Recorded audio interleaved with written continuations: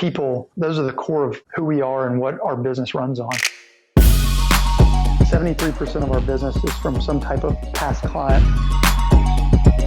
It's relationships. We just don't want it to be transactional. Add value, add value, add value.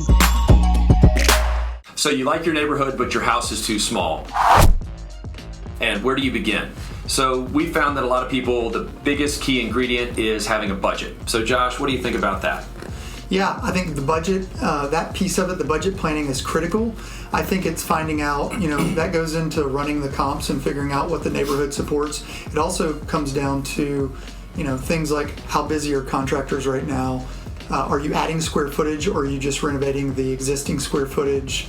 There's a lot of different factors that go into play, and I think that it's really important to figure out that budget, because if you get halfway through a renovation and you're out of money. Out of money, or you're $100,000 off, then what? And so that's the importance of, we've got to really kind of do a big picture of like, what does all of that look like? Yeah, and I would say this, seconding that, people need to sit down, probably away from work, and really go through. Most people are going to use the equity in their house.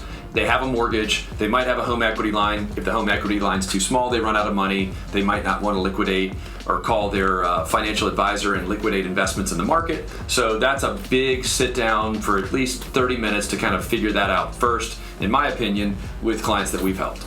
Yeah.